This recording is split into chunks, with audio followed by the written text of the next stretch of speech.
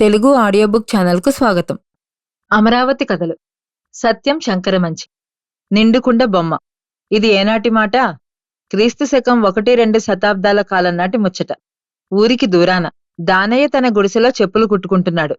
అప్పుడే వస్తున్న సూర్యుడు దానయ్య గుడిసెలోకి కూడా వచ్చాడు. సూర్యుడికి తనవాళ్లని పరాయివాళ్లని లేదు గదా. రాజభవనంలో మహారాణి ముక్కుపుడకలోని వజ్రం మీద వాలి మెరిసినట్టే దానయ్య చీకటి గదిలోకి కూడా దూరి తళతళా మెరుస్తున్నాడు. నీరెండ గుడిసె నిండా పాకుతుంటే దానయ్యకి గొప్ప సుఖంగా ఉంది. అతనికి లేత సూర్యకిరణాలు ఎంతిష్టమో తన 5 ఏళ్ల కూతురు పాప అంటే అంతిష్టం. పాప పుట్టగానే తల్లి వెళ్లిపోయింది. అప్పట్నుంచి పాప కోసమే బతుకుతున్నాడు దానయ్య. గుడిసె అవతల ఎక్కడో పాప నవ్వు. తెరలు తెరలుగా నవ్వు. గుత్తులు గుత్తులుగా నవ్వు. చెట్టు మీద పువ్వులు జలజలా రాలినట్టు నవ్వు. దానయ్య ఓ తల్లి అనుకుంటూ లేచి వెళ్లి పాపని ఎత్తుకుని తీసుకొచ్చి ఒళ్ళో కూర్చోపెట్టుకుని మళ్లీ చెప్పులు కుట్టుకుంటున్నాడు. చొక్కా లేకుండా తండ్రి ఒళ్ళో కూర్చున్న పాప ఏవో ఊసులు చెప్తోంది. అచ్చనకాయలు ఎట్లా ఆడాలో చెప్తోంది. వచ్చిన ఒంట్లన్నీ అప్పగిస్తోంది. దానయ్య మాటిమాటికి ముద్దు పెట్టుకుంటూ పొంగిపోతూ వింటున్నాడు. ఉండుండి పాప అయ్యా నా కాలిగజ్జి పట్టి ఒకటి పోయింది అంటూ బొంగుమూతి పెట్టింది. అయ్యయ్యో ఎట్లా పోయిందమ్మా, ఇంకోటి కొందాన్లే అన్నాడు దానయ్య. ఇప్పుడే ఇవ్వాళే అంది పాప. ఇవ్వాళే బజార్లో చెప్పులిచ్చొచ్చి వస్తూ తెస్తాగా అన్నాడు దానయ్య. పాప పొంగిపోయి తండ్రి ఒళ్ళోంచి చెంగున దూకి ఎగిరి గంతేసింది. కూతురు సంబరం చూసి కళ్ళ నీళ్లైపోయాడు దానయ్య. అమ్మా నేను ఊళ్ళోకెళ్ళొస్తాను. సాంబడు బాన నిండా నీళ్లు నింపాడుగా తానవాడు. కొత్త గజ్జలు పట్టి తెస్తా అంటూ బయటికెళ్లాడు దానయ్య. పాపకి ఒకటే సంబరం. ఒక కాలునున్న గజ్జెలు పట్టి విప్పి పైకెగిరేస్తూ చేతులతో పట్టుకుంటూ గుడిసంతా తిరుగుతోంది. ఆ ఆటలో 1, 2, 3 అంటూ అంకెలు లెక్క పెడుతోంది. గజ్జెల పట్టిని పైపైకి ఎగిరేస్తుంటే ఒక్కోసారి పట్టుకోలేకపోతోంది. ఒకసారి మరీ పైకి దూరంగా విసిరింది.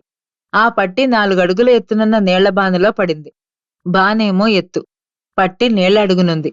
అందుకోటానికి పీట వేసుకుని బానలోకి వంగింది. పాప తలకిందులైంది. దానయ్య గజ్జెలు పట్టి కొనుక్కుని పాపా పాపా అంటూ గుడిసెలోకొచ్చాడు. పాప పిలిపొందుకోలేదు. నవ్వు వినబడలేదు. దొడ్లోకొచ్చి చూస్తే నీళ్ల బానలో తలకిందులైన పాప. వణుకుతున్న చేతులతో పాపం తీశాడు. పాప చేతిలో గజ్జెల పట్టి, దానయ్య చేతిలో గజ్జెల పట్టి. గజ్జెల పట్టిని మిగిల్చి పాప వెళ్లిపోయింది. దానయ్య గుండె బాదుకున్నాడు. తల నేల కొట్టుకున్నాడు. నలుగురూ చేరారు. ఓదార్చారు. ముద్దాడిన తన చేతులతోనే పాపం తీసుకెళ్లి మట్టిలో కప్పివచ్చాడు దానయ్య. గుడిసె నిండా చీకటి. దీపం వెలిగించలేదు. అంతటా పాప నవ్వు వినిపిస్తుంది. రాత్రి గడిచాక పొద్దున్నే పాప నవ్వు కోసం సూర్యకిరణాలు సరసరా పరిగెత్తుకొచ్చాయి. పాప నవ్వుతోంది. కిరణాలు నవ్వుతున్నాయి. సాంబడు నీళ్లు పోయడానికొస్తే పోయిరా, ఆ బాన నిండా నీళ్లు పోయి అన్నాడు దానయ్య. ఆ నిండు నీళ్ల కుండకి పసుపు రాసి బొట్టు పెట్టాడు దానయ్య. బాన ముందు సాగిలపడ్డాడు. పాప నవ్వుతోంది. గుత్తులు గుత్తులుగా గుండె కదిలించేటట్లు నవ్వుతోంది. కాలిగజ్జెలు పట్టీలు గల్లుగల్లుమని మోగేట్లు నవ్వుతోంది. గబగబా వచ్చి తన చెప్పులు కుట్టే సామాను ముందు కూర్చున్నాడు. వాకిట్లో ఎవరో 5 ఏళ్ల పిల్ల తండ్రితో వెళ్లటం కనిపించింది. ఆ పిల్లకి చెప్పుల్లేవు. గబగబా లేచొచ్చాడు దానయ్య. ఆ పిల్ల పాదం ఆది తీసుకున్నాడు. మళ్లీ వెంటనే లోపలికి వెళ్లి ఆ పిల్లకి చెప్పులు కుట్టడం మొదలెట్టాడు. ఉన్నట్టుండి బజారుకు వచ్చేవాడు దానయ్య. చెప్పులేని చిన్నపిల్లలు కనిపించటం ఆలస్యం. ఆది తీసుకుని సాయంత్రానికి వాళ్ళింటికెళ్లి చెప్పులిచ్చి వాళ్ళవి తొడుక్కుని సంబరపడుతుంటే నా పాప నవ్వుతోంది అని మురిసిపోయేవాడు. రోజూ నీళ్లబానికి బొట్టు పెట్టి సాగిలి పడుతున్నా పాపలేని వెళ్తి తీరటం లేదు. ఎవరో చెప్పారు, స్తూపం దగ్గరికెళ్లి సాయంత్రం పూట నువ్వు కూడా దీపం వెలిగించుకో అని. సాయంత్రం దీపాల దిన దగ్గర దివ్వ వెలిగించాడు. దీపం అటూ ఇటూ ఊగుతుంటే పాప కదులుతున్నట్టుంది. దీపం పాపలా పలకరిస్తోంది. పాపలా నవ్వుతోంది. అక్కడున్న బుద్ధుడి బొమ్మ చూశాడు. ఆయన పాపలాగే నవ్వుతున్నాడు. పాపలాంటి తన కళ్లతో భక్తుల్ని పలకరిస్తున్నాడు.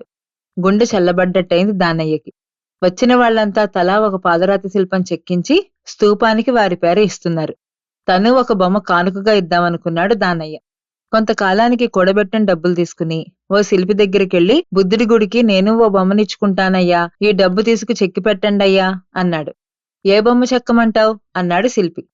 నీళ్లకొండ బొమ్మ చెక్కండయ్యా అన్నాడు దానయ్య. శిల్పి ఆశ్చర్యపోయాడు. అందరూ యక్షిణి, అప్సరసలు, గజమాలలు చెక్కమని కోరుతుంటే ఇతను కొండబొమ్మ చెక్కమంటాడేమిటి అనుకుని సరే అలాగే అన్నాడు. పూర్ణకుంభ శిల్పాన్ని పాలరాతి మీద చెక్కిచ్చాడు శిల్పి. దానయ్య ఆ శిల్పాన్ని భక్తితో మోసుకెళ్లి స్తూపం మీద పెట్టి సాగిలపడి, అయ్యా, ఈ బొమ్మ గుండా నా పాపం నీకిస్తున్నానయ్యా, నీదే భారం అన్నాడు.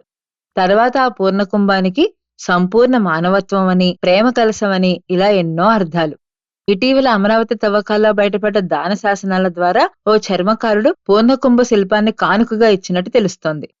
మా ఛానల్ గనక మీకు నచ్చినట్లయితే లైక్ చేయండి, షేర్ చేయండి, సబ్స్క్రైబ్ చేయండి.